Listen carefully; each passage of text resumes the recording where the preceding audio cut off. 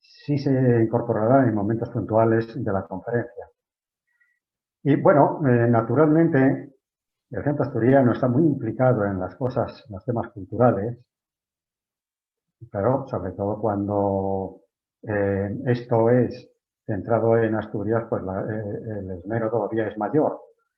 Y naturalmente, quiero decir que la conferencia se titula, es Figuras Regias en el Principado de Asturias, imagen ceremonial política por la doctora doña Ana Lobeto Álvarez, doctora en Historia por la Universidad de Oviedo. Hará la presentación doña María José Canser, historiadora del arte y máster universitario en protocolo. Los acontecimientos importantes en la vida de las figuras regias, nacimiento, bodas, muertes y proclamaciones, se celebraban en la corte, pero también en las provincias, donde, a costa de importantes desembolsos económicos, se organizaban fastos que solían implicar una participación del conjunto de la sociedad.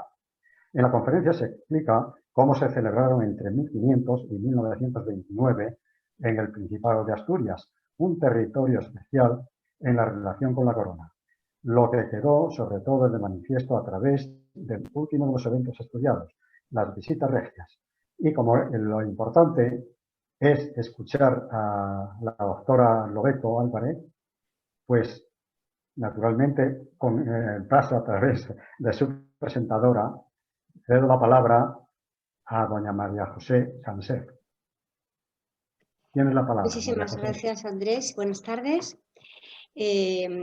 Cuando una persona de la calidad intelectual y personal que tiene la doctora Ana Lobeto me pidió que si podía presentar la ponencia que vamos a tener la suerte de escuchar esta tarde, pues evidentemente lo primero que me sentí es muy honrada, muy agradecida, y después al mismo tiempo sentí como una oleada de miedo pensando, Dios mío, estaré a la altura, porque sé que la persona que estoy presentando es alguien muy brillante y a quien yo admiro muchísimo, ¿no?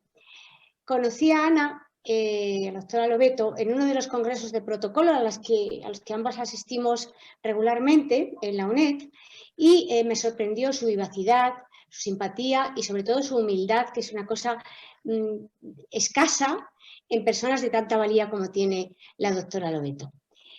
Y eso que aún no conocía su currículum, del cual podríamos estar hablando aquí hasta mañana, pero yo solamente voy a destacar lo que yo considero que son los dos estudios más importantes, que es doctor en Historia y que es especialista en protocolo y ceremonial del Estado e internacional por la Universidad de Oviedo y por la Escuela Diplomática de Madrid.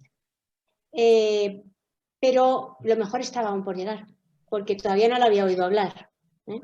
Cuando la oí, cuando comenzó su primera ponencia, no tuve la menor duda desde la primera palabra que era una excelente comunicadora. No crean que esto es corriente, que una cosa es hablar en público y otra cosa es comunicar. Y ella comunica, lo van a ver ustedes, van a tener la suerte de escucharla esta tarde en su exposición. Lleva la investigación y la docencia en el ADN.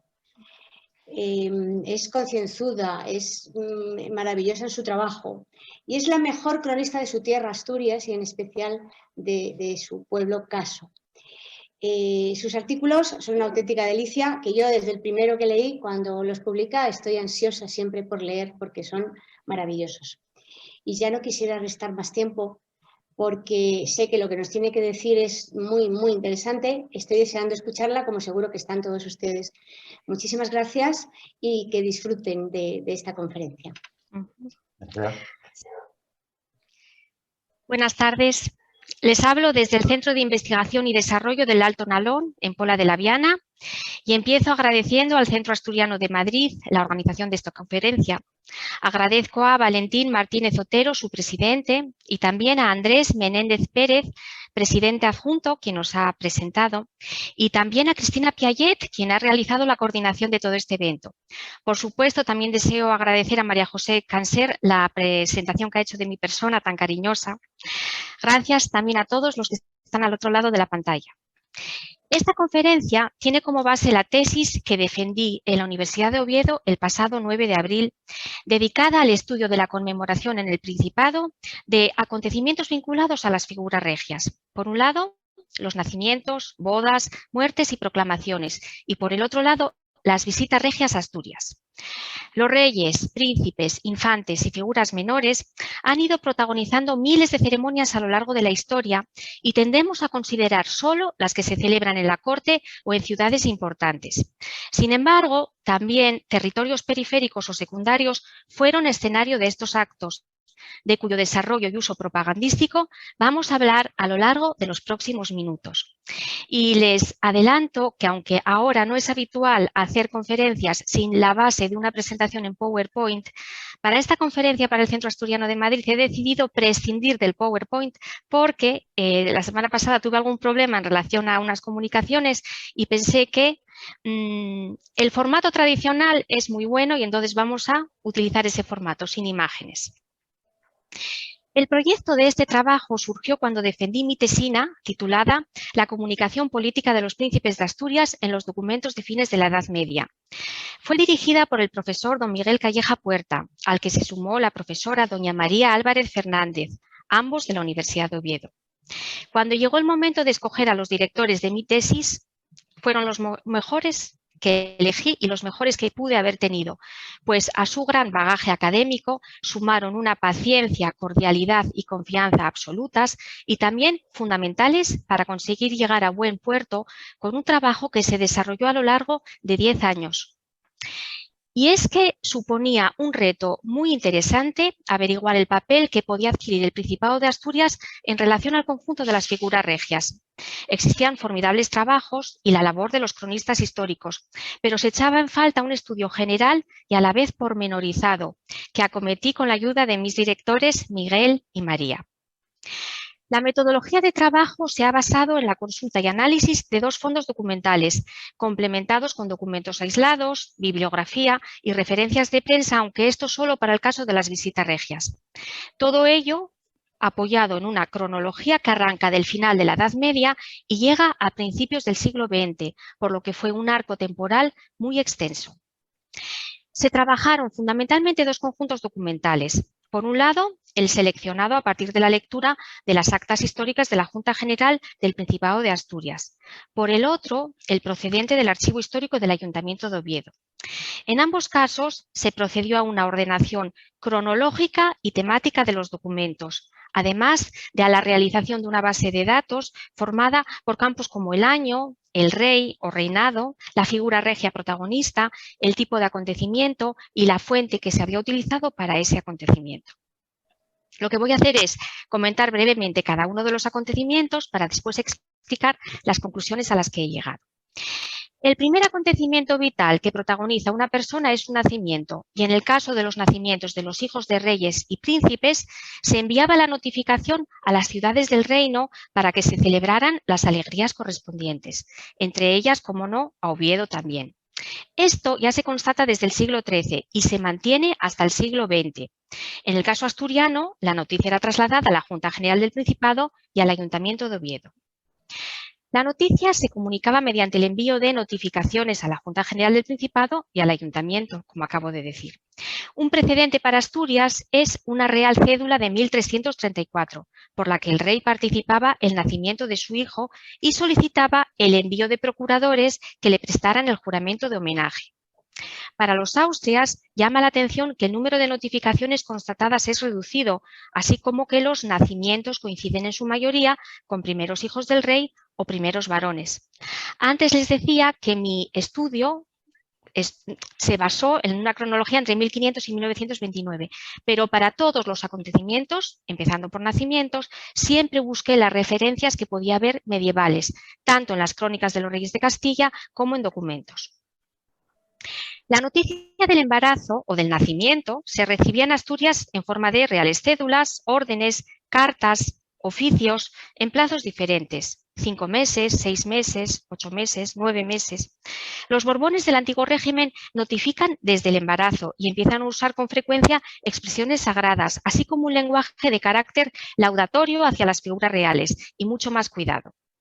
Los mismos rasgos se mantienen con Isabel II, quien ocupa un lugar esencial en el capítulo de los nacimientos. Se conservan notificaciones referidas a 8 de sus embarazos, de los 12 que tuvo, que incluían también referencias a partos. Entre los que ocupan un lugar destacado, los referidos a Alfonso, nacido en 1857 ya como príncipe de Asturias. Se reciben con motivo del embarazo, del feliz parto y el natalicios, confirmando la utilización del nacimiento del heredero como un elemento esencial en el programa general de propaganda monárquica en el momento de la construcción de un Estado liberal, porque los matices políticos tienen gran importancia en el estudio que he acometido. Otra figura que gana importancia con los Borbones, seguimos en el tema de los nacimientos, está en relación con los comisionados, que eran los responsables de representar al Principado, y también de los comisarios, encargados de la organización de los actos de festejo de estos nacimientos, natalicios, etc. En cuanto a los festejos, se celebraron fundamentalmente en Oviedo, la capital del Principado, y fueron celebraciones fastuosas, especialmente en el siglo XVI. Fueron también celebraciones muy vistosas, pues se asignaba un papel a los gremios, por ejemplo, el gremio de carniceros, el gremio de carpinteros, que aportaban la nota de color, de alegría y también el carácter popular necesario para este tipo de celebraciones. También fueron muy festivas, reinando Isabel II, con música, fuegos artificiales y exposición del retrato de la reina, no solo con motivo del parto, sino también durante el embarazo. Un detalle importante en relación a los nacimientos es que especialmente entre 1771 y 1866, casi durante un siglo, se ejerció una acción benefactora materializada a través de dotes para doncellas jóvenes que debían ser, y abro comillas, pobres y huérfanas, hijas de familias honradas y amantes de la augusta real persona. Cierro comillas. Las dotes eran financiadas por las instituciones asturianas, no por la corona. No era un dinero que procediera de Madrid, que procediera de la corte, de la corona, sino que era recabado entre las instituciones, fundamentalmente la Junta General del Principado de Asturias y el Ayuntamiento de Oviedo. Sobre todo, me interesa remarcar cómo desde finales del siglo XVIII se aprecia el esfuerzo por comunicar la especial, entre comillas también, vinculación entre el Principado y la corona. El lenguaje de las actas emplea un tono grandilocuente y se esfuerza en relacionar al Principado con el origen de la monarquía española, apareciendo anunciado el mito de Don Pelayo y la condición de salvadores de la fe. Repito, esto viene remarcado en las actas, que son los documentos que se van emitiendo, son documentos oficiales que se emiten en la Junta General del Principado de Asturias, escritos y aprobados por los diputados o por los representantes de esa Junta. En 1880 aparece la mención expresa de Covadonga, en clara vinculación con el proceso de exaltación de la Reconquista que se vive en esa época y que seguimos viviendo en la actualidad. Por último, y en relación a los nacimientos, el privilegio de mantillas, un servicio especial del Principado hacia la corona, cuando el que nacía era varón y estaba llamado a ser el heredero, que constatamos entre 1707 y 1907. El servicio consistía en el pago de una cantidad de dinero que se obtenía de los fondos propios de la provincia. Tampoco, lógicamente, se recibía de la corona, procedía de la provincia, se entregaba como donativo al príncipe que acababa de nacer, pero en algunas ocasiones fue convertido en dotes para jóvenes casaderas. Debo decir en este caso que tampoco lo tenemos que interpretar todo como una forma de financiarse, etcétera, etcétera, por parte de la corona, ni muchísimo menos, porque en las notificaciones que se enviaban desde la casa hasta el Principado, en muchas ocasiones se menciona el deseo por parte de los reyes de que el Principado no acometa gastos que no se puede permitir o que se realicen celebraciones austeras que no impliquen un mayor esfuerzo del que las arcas públicas limitadas podían acometer.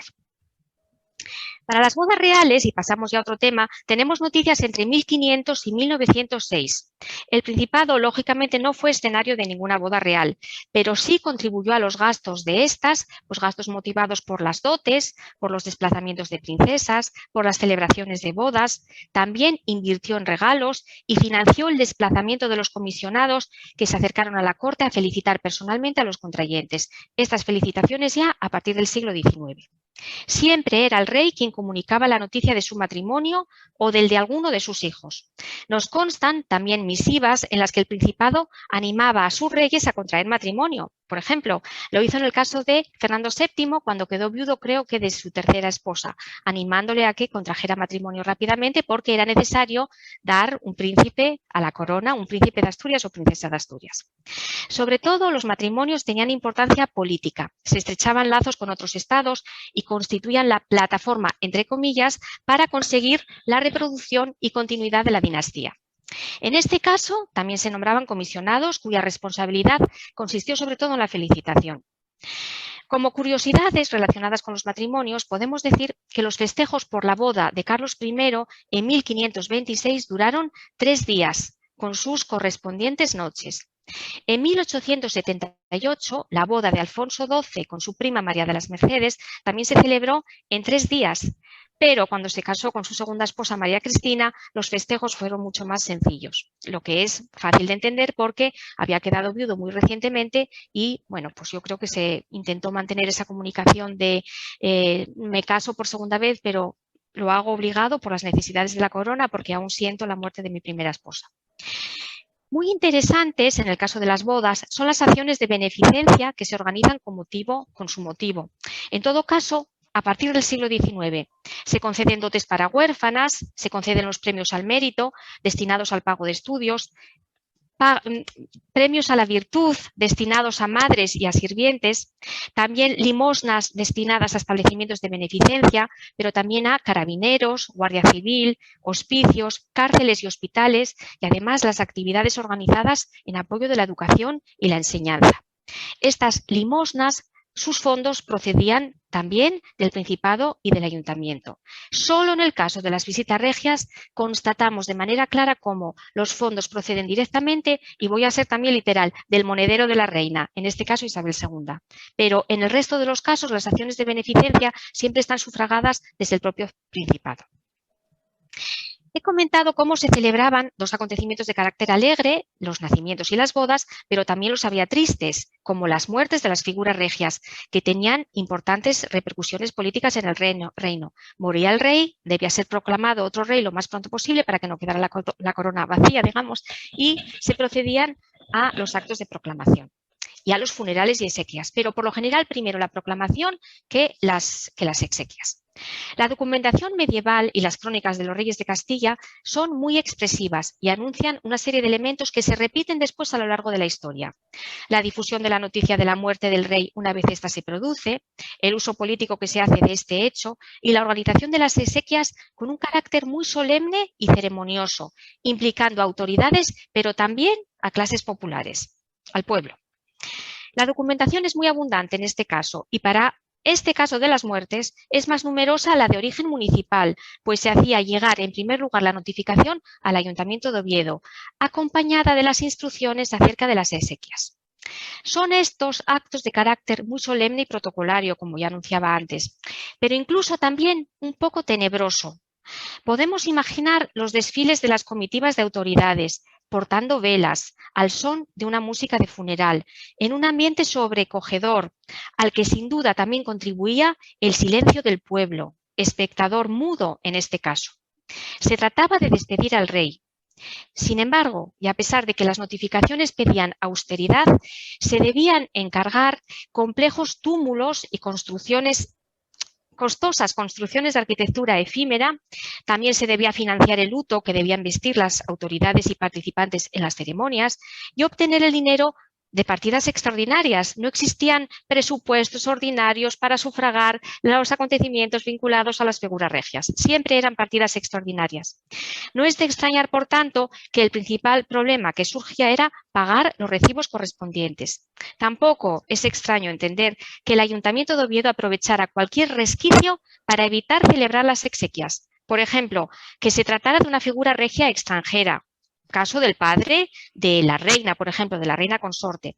Otro caso, que fuera abuela y no madre del rey, por ejemplo, cuando muere Isabel II.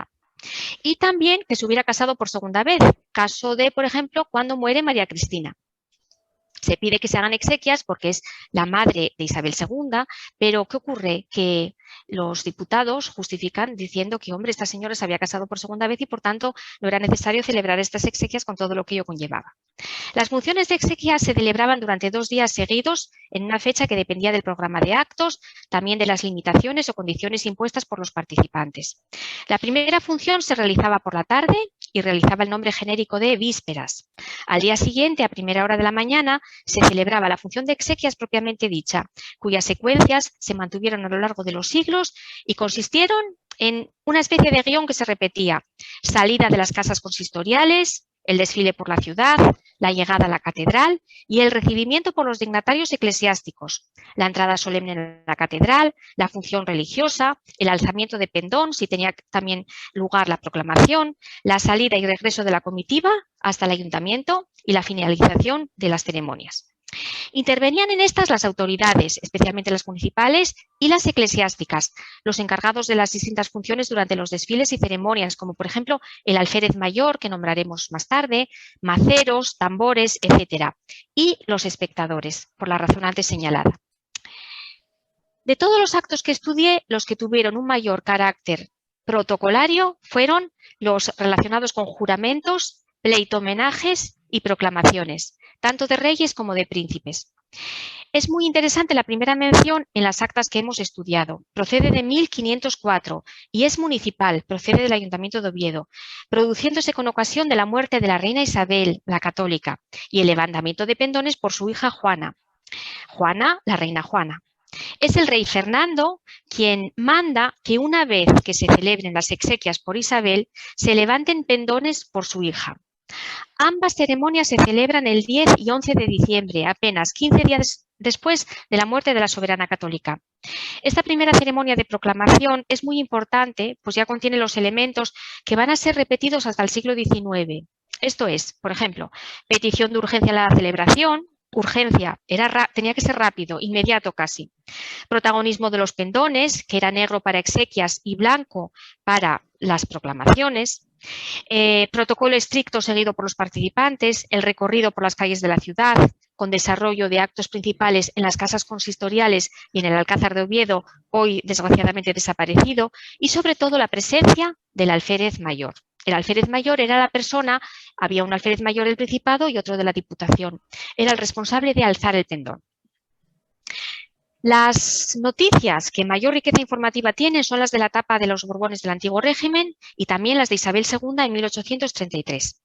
Se trata de una ceremonia con un evidente carácter político, pues ninguna mejor que esta para representar públicamente la sucesión y, por tanto, la renovación y supervivencia de la dinastía, que es una necesidad absoluta.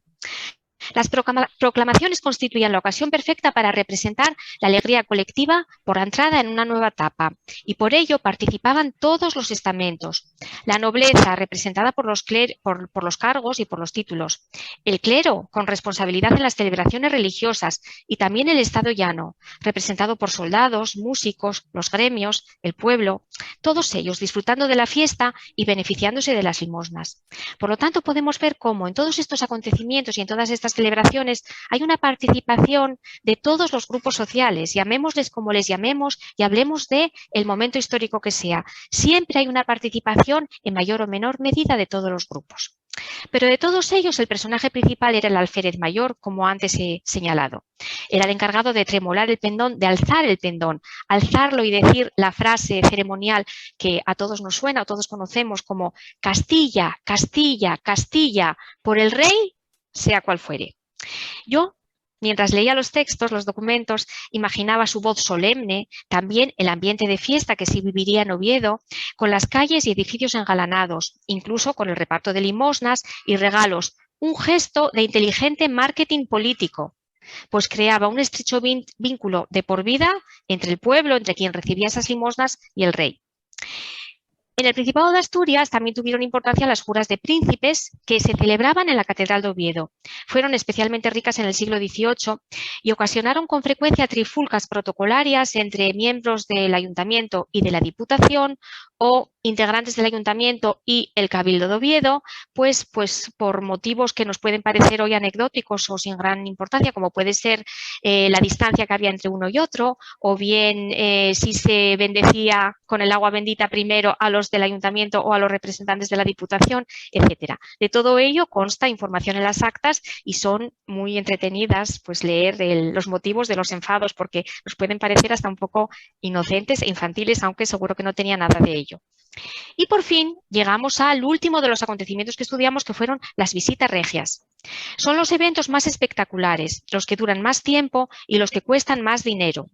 Es lógico, pues constituyen la única ocasión en la que el Principado cuenta con la presencia corpórea de la figura regia. En el resto de los acontecimientos, la figura regia está representada mediante símbolos, se le hace una referencia verbal o mediante unos símbolos, pero en el caso de las visitas, la figura regia acude presencialmente, la podemos ver, oír, incluso tocar. Las visitas mantuvieron una estructura similar desde la Edad Media, también, de nuevo. Debemos citar en este caso la del año 1075, cuando Alfonso VI vino a Oviedo a abrir el Arca Santa. Fueron varias las producidas hasta 1388, cuando se creó la figura del príncipe de Asturias, y alguna más hasta el siglo XV. Sin embargo, y esto es una de las cuestiones que más me llamó la atención cuando hice el trabajo, los Austrias, que estuvieron 3 siglos reinando en España, no se dignaron a acudir a Asturias en ninguna ocasión. Y yo me hago muchas preguntas. ¿Era por el difícil acceso, nuestros condicionantes geográficos, las montañas que nos separan de León?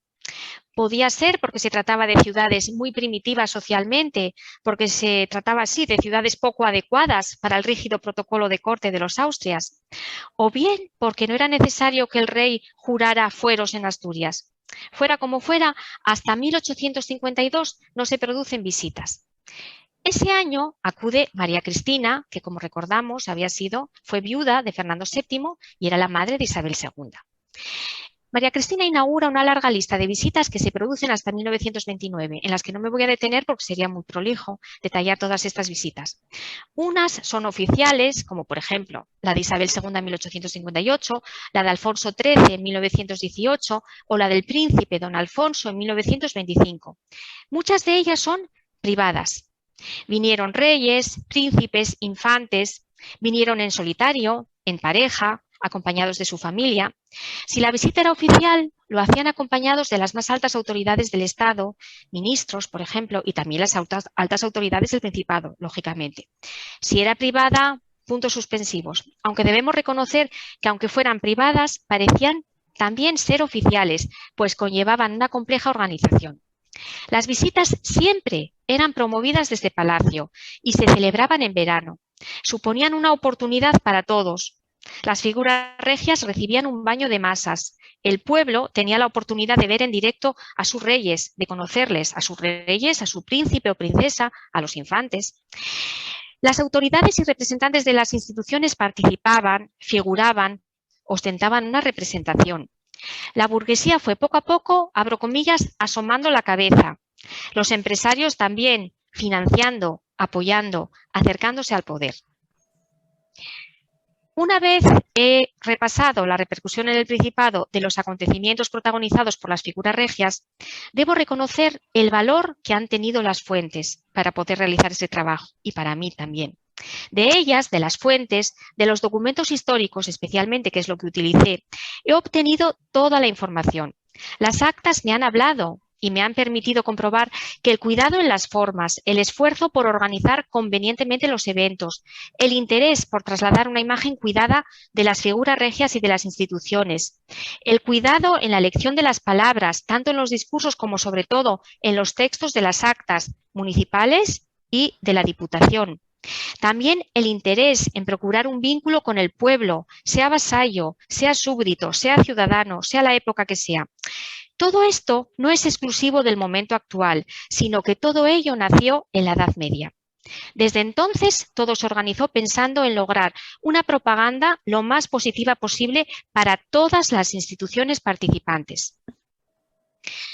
Tanto los redactores de los textos como los organizadores de los actos contribuyeron a la creación de una imagen de fastuosidad, magnificencia y esplendor, bullicio y algarabía, música, luz, también solemnidad y el ambiente sobrecogedor cuando era necesario.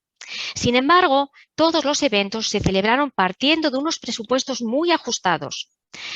Entonces, otra pregunta que me hago: ¿cómo se conjugaba la precariedad con la fastuosidad que merecían tanto las figuras regias como las instituciones? La imposición continua de sisas y prórrogas y el agravamiento fiscal producido a consecuencia de estos gastos acabaron por asfixiar a los concejos y a sus vecinos, sin olvidar las consecuencias sociales que tenía el desvío de las partidas inicialmente previstas, y lo debo decir, para financiar gastos de hospicio o de las cárceles, porque eso también lo podemos leer en las actas. Se tienen que solicitar la apertura del expediente correspondiente para aprobar un presupuesto extraordinario. Entonces, en el momento en el que este presupuesto se aprueba, se debe señalar de dónde procede la financiación. Y en muchos casos yo observaba cómo procedía de ese tipo de partidas destinadas a ese tipo de gastos que he señalado: hospicio, hospitales, etcétera, etcétera.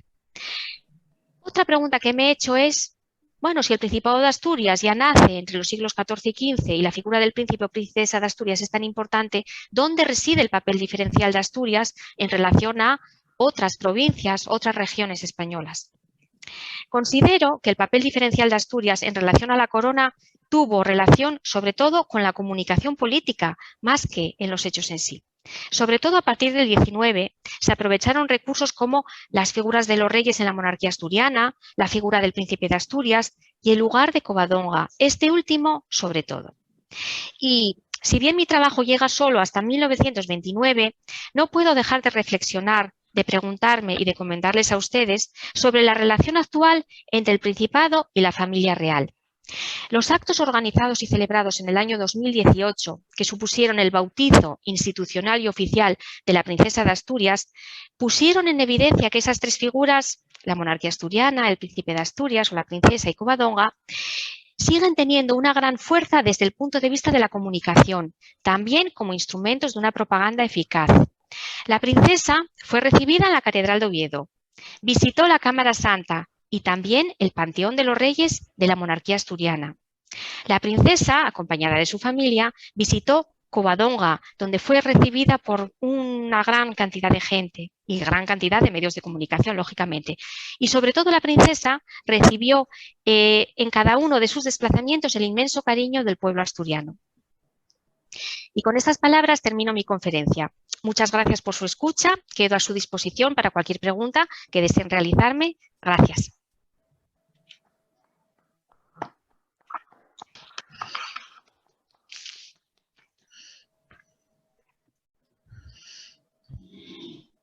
Gracias, estoy a su disposición. Que no sé si tenemos los micros abiertos.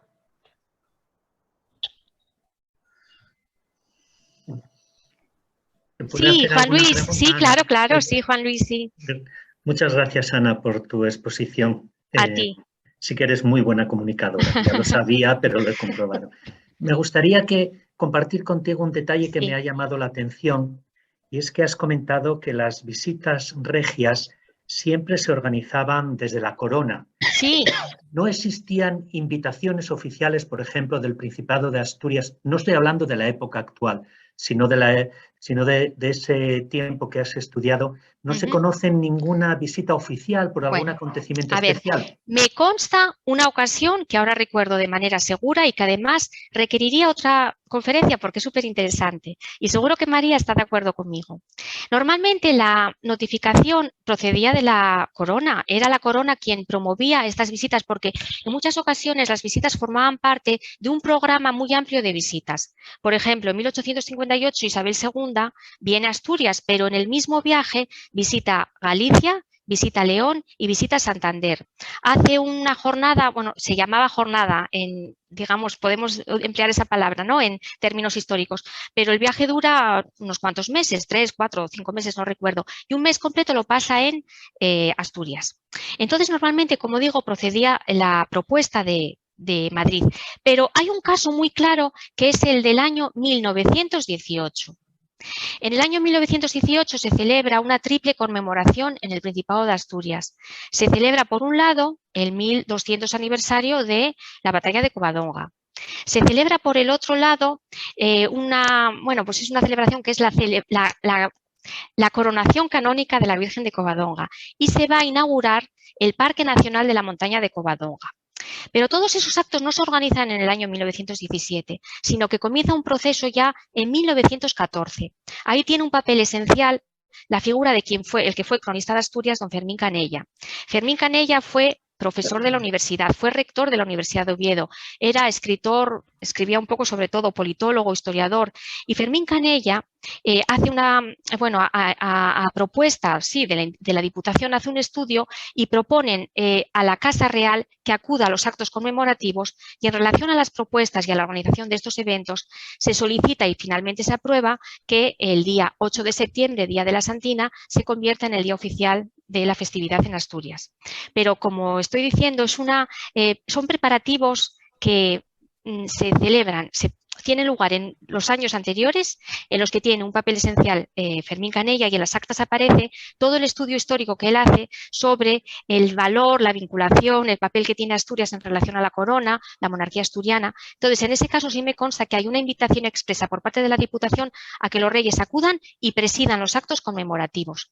Pero en el resto de los casos procede de la corona. También es verdad que tenemos que distinguir las visitas realizadas o que tienen lugar en época medieval, la visita que no he mencionado, la arribada fortuita que nombra Juan Ignacio Ruiz de la Peña en su libro, en sus trabajos sobre Carlos V, cuando llega en 1517, de las visitas de época contemporánea. Son completamente diferentes. Las que vienen en época medieval tienen otras causas, pues en unos casos pueden ser causas bélicas, porque vienen a pacificar territorio, o también causas religiosas.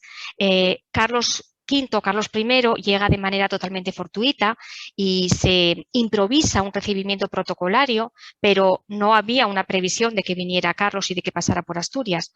Pero a partir del siglo XIX vienen con toda la intención del mundo, porque aparte de la necesidad que tienen los Borbones de visitar España, de ser vistos y de ser aceptados por los españoles, aparte de todo ello, reconocen y se dan cuenta del valor que tiene Asturias desde el punto de vista de esa comunicación, porque implica la posibilidad de enlazar una nueva dinastía que además había pasado por situaciones muy convulsas, no olvidemos las guerras carlistas del siglo XIX, con los orígenes históricos de la nación española.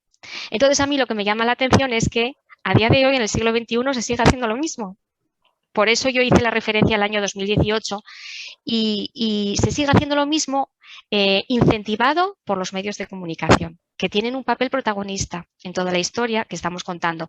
Los medios de comunicación nacen a partir del XIX, pero leer los titulares de la prensa del siglo XIX y leer los titulares de la prensa del XXI parece que estamos leyendo casi los mismos periódicos. Y es muy curioso y muy interesante, porque dudo mucho que los periodistas o los jefes de edición del siglo XXI lo hagan porque hayan leído la prensa del XIX, sino porque obedece a algo que debe ser pues, lógico o interesante para todos los sectores. La Casa Real, los asturianos, los medios de comunicación y las instituciones.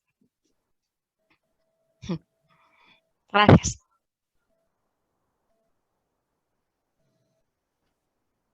¿Alguna pregunta?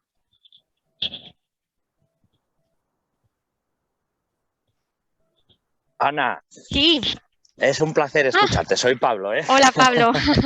Bueno, mientras voy aquí casi caminando, te voy escuchando y bueno, sí. los demás participantes me imagino que habrán gozado de tu exposición como yo y como sueles hacer en el programa. Sí, gracias, Pablo. Y aparte de eso, Ana, bueno, comentabas ahora la visita del 18 que tuvo pues mucha repercusión y era muy curioso lo que ponías ahora de la prensa, ¿no? Que leyendo los titulares de hoy, sí, como que son muy similares a los de la época. Eso no sé si es bueno o es malo, ¿eh? ¿Cómo lo ves tú desde tu punto de vista? Bueno, que es que no cambiamos nada y todo no lo sé, igual. yo creo que cambiamos poco y en ese caso yo creo que puede hablar más María que yo, que lo conoce mucho más a fondo.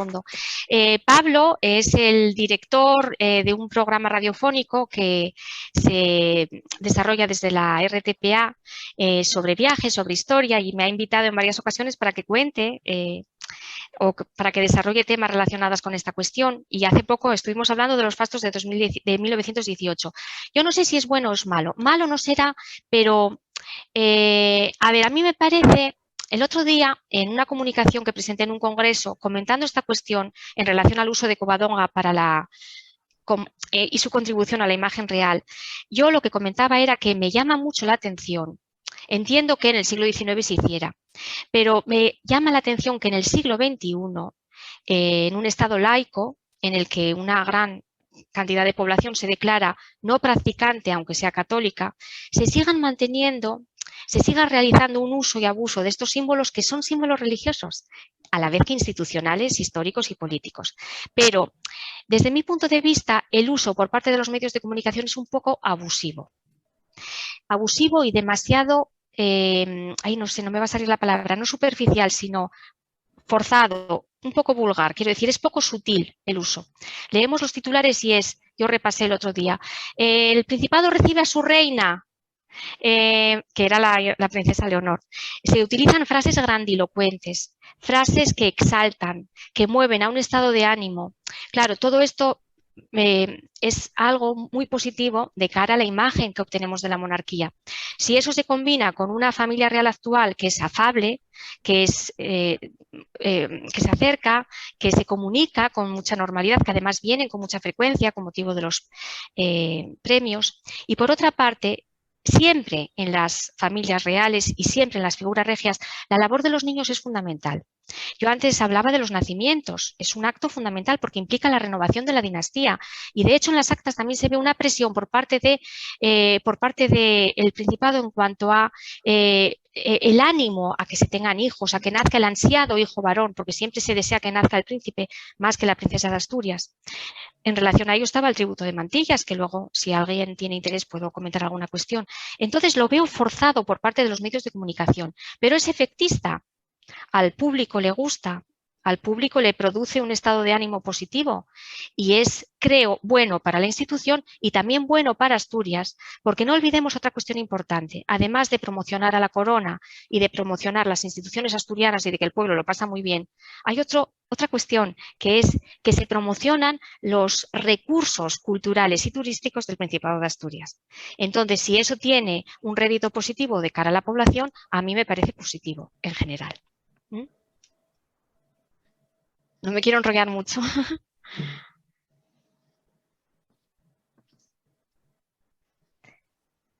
¿Alguna pregunta más? El tributo de mantillas, pasé por alto, porque, bueno, por no detenerme demasiado en cada punto, el tributo de mantillas yo dije que se constataba en un siglo XVIII prácticamente, pero de manera continua. El tributo de mantillas, como he dicho, era una especie de donativo que pagaba el Principado al hijo, al príncipe o princesa de Asturias. Entonces los diputados asturianos logran, además a finales del 19, en el 19, logran, es más de un siglo, desde el 18 hasta principios del 20, pero a finales del 19 los diputados asturianos logran ir personalmente a Palacio a entregar personalmente el tributo de mantillas y entregar las insignias del Principado. Entonces, otra cuestión que a mí me llamó muchísimo la atención fue la siguiente. En el año 1977, el príncipe Felipe visita Covadonga y lo hace también en un baño de masas. Le acompañan sus padres, don Juan Carlos y doña Sofía y sus hermanas, pero el protagonista es Felipe. Y en el año 77 era un año en el que el rey acababa de ser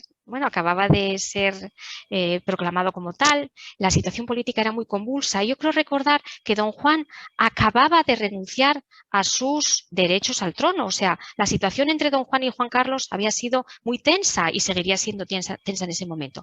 Pues se organiza un acto en Covadonga y lo curioso es que al príncipe se le entregan los distintivos que son una insignia del Principado, un diploma y el tributo para mantillas.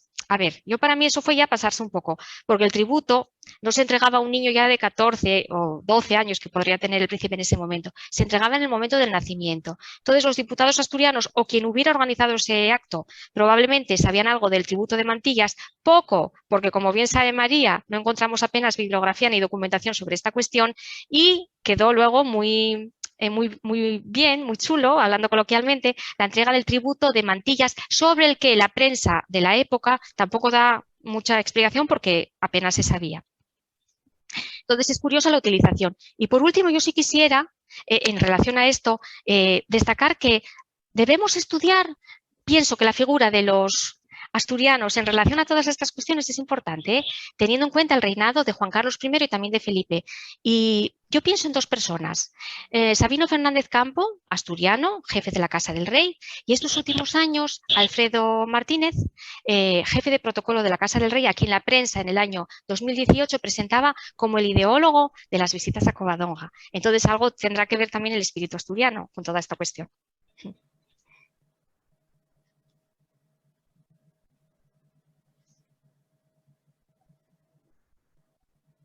¿Alguna pregunta más?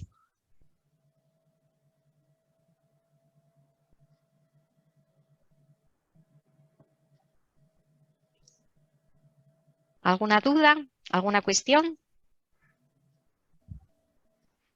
Ana, a mí simplemente me gustaría felicitarte porque nosotras llevamos muchos años hablando de esto y no me sorprende nada lo bien que lo has hecho, pero bueno, te felicito porque lo has hecho muy bien, has explicado muy bien, un tema que dominas y que además te apasiona, se nota, Sí. y sabes que esto no puede terminar, que debes de seguir investigando porque no hay nadie como tú para seguir por esta línea historiográfica que tiene todavía tanto recorrido, así que Sí, enhorabuena. Gracias, María. Sí. Es mi intención seguir, ya descansé desde abril, hice la defensa, después tuve otro tema de trabajo importante, ya descansé y precisamente hay personas que me preguntan ¿por qué parte te gustaría continuar? A mí me gustan todas, me encantaron todas, empecé por Visitas Regias, que fue la última del trabajo, porque me daba mucho miedo. Empecé con Visitas Regias y dejé Proclamaciones para el final porque también me daba mucho miedo. Pero de todos los capítulos, el que más me llamó la atención y el que más me sorprendió fue el de Muertes. Y descubrí que existe tal cantidad de documentación que yo no pude estudiar, ni siquiera, bueno, pues no la estudié ni la analicé, que quedó ahí todavía, documentación complementaria, que vamos, ese tema en cuanto pueda me pongo con él. Pero ahí necesito la ayuda de la Iglesia, Juan Luis, porque una parte de la documentación importante va a proceder del Cabildo y necesito entrar en los archivos de la Iglesia.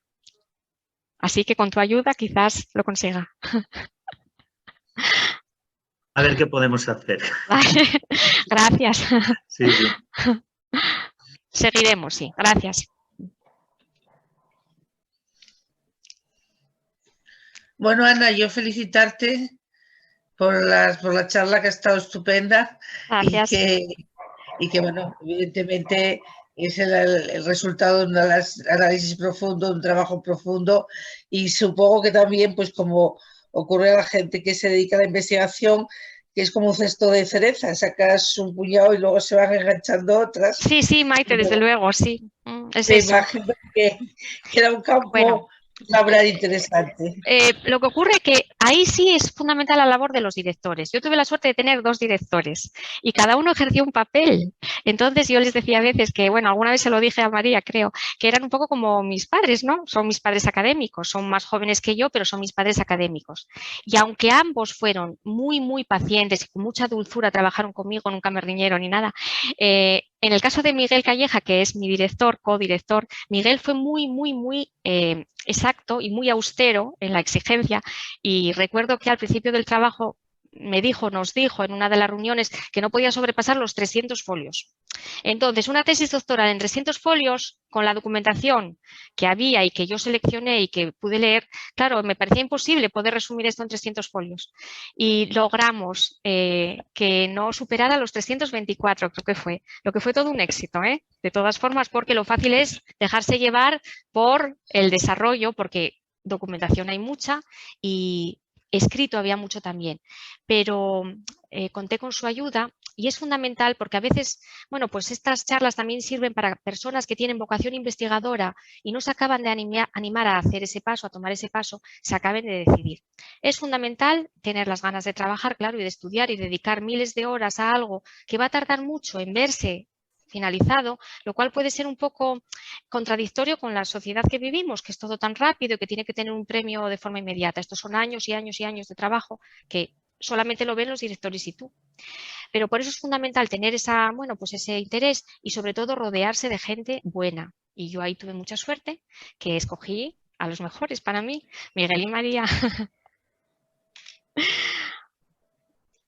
Bueno, Ana, yo quiero también felicitarte porque ha sido una exposición magnífica y decirte gracias. que a mí se me ha hecho corta. ¿Sí? O sea que hay que alargarlo en otra y tenemos que seguir. Y también te quería preguntar si lo vas a editar en formato libro, si lo vamos a poder comprar, lo No vamos lo a poder sé leer. todavía. Bueno, el Tribunal de Oposición, que estaba presidido por Josefa Sanz, catedrática emérita de la Universidad de Oviedo, el tribunal consideró que era un trabajo que debía ser publicado. Pero bueno, estamos todavía en los primeros meses después de la defensa y hay que dejar pasar un poco el tiempo. Yo creo que sí, que con el tiempo se acabará publicando. Pues enhorabuena otra vez. Gracias, gracias. Pues ¿Puedo muchísimas hacer? gracias. Sí, sí, claro, Bueno, Juan Luis, Ana, dime. sí, solo un pequeñito detalle. ¿Has Sí. encontrado toda la documentación en castellano o has tenido posibilidad de encontrar algo en asturiano? Muy buena pregunta, Juan Luis, muy buena pregunta y además muy en relación con lo que estamos hablando estos días aquí en Asturias respecto al asturiano. Y la documentación está escrita en castellano porque son actas oficiales. Yo solamente usé actas, como dije ya en varias ocasiones, actas del Principado que leí en unos libros que se fueron formando desde el siglo XVI hasta el siglo XX. Las actas no están digitalizadas, las del Principado. Tienes que ir leyendo los libros. Yo leí todas las actas y en cada acta, donde veía referencias a nacimientos, bodas, muertes, proclamaciones o visitas, la utilizaba, la fotocopiaba o le hacía la fotografía. En el caso del Ayuntamiento de Oviedo, los fondos que utilicé no fueron todos, utilicé determinadas colecciones que en el caso de la Edad Media pues me las aconsejó o facilitó María, la propia transcripción de los documentos, porque claro, los documentos del siglo XV son muy difíciles de leer y de interpretar y llevaría muchísimo tiempo, a mí me llevaría mucho tiempo hacer la transcripción completa. Entonces, en ese sentido, ahí recibí una ayuda que es impagable. Están escritas en castellano, que siempre fue la lengua oficial, pero debo decir que con motivo de las visitas regias en el siglo XIX, otra de las cosas que se hacía era que se componían poesías o loas o semblanzas en honor de las figuras que nos visitaban. Y existen poesías escritas por poetas muy conocidos, algunas de ellas en asturiano o bastantes en asturiano. Estoy recordando, por ejemplo, Josefa de Xovellanos. Escribe algo y tenemos, ahora no recuerdo más nombres, pero vamos, lo tengo anotado y en cualquier momento me viene a la cabeza, poesías en asturiano y así aparecen además así publicadas y se declamaban ante las figuras regias en asturiano y el folclore tuvo un peso fundamental en las visitas. Fundamental, se recitaba en asturiano, personas vestidas con el traje folclórico, bailes asturianos, actividades, incluso niños con las madreñas entregando regalos a los reyes o a los príncipes. Incluso Isabel II viste a su hijo de asturiano en alguna de las visitas que hizo con motivo de su estancia en Asturias. O sea, siempre se buscó en todo momento la vinculación con el folclore, con las costumbres, con las tradiciones populares, pero para el caso de las visitas, para el caso del resto de los acontecimientos, no. Y las actas en castellano, porque siempre fue la lengua oficial del Principado de Asturias.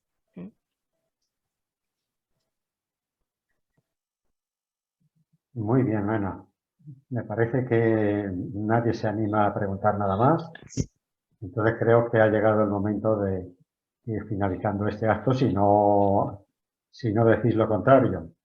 Y bueno, como decía María en tu presentación, eres una excelente comunicadora.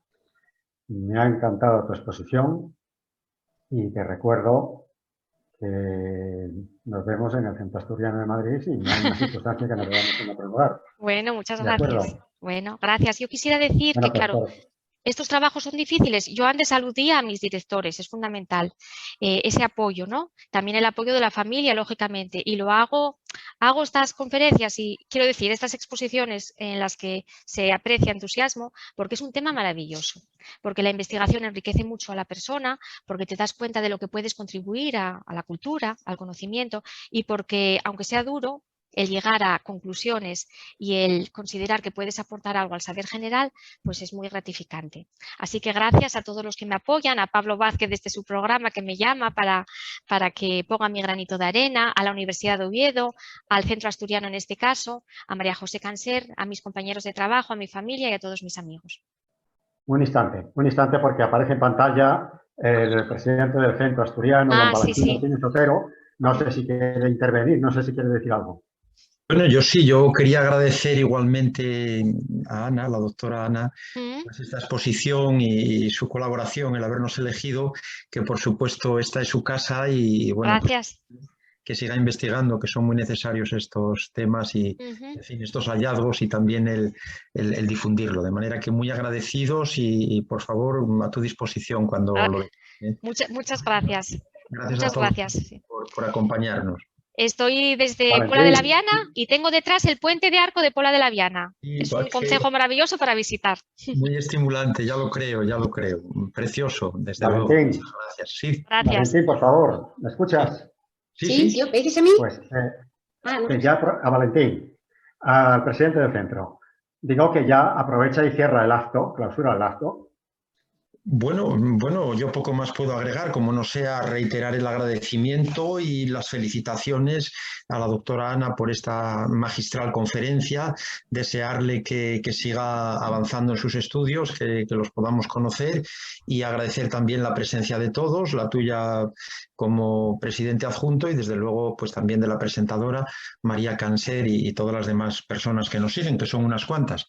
Y nada más. Cuando queráis, pues aquí estamos a vuestra disposición, ¿eh? El Centro Asturiano es la casa de todos los asturianos y de todos los amigos de Asturias. Muchas gracias y un abrazo. Gracias.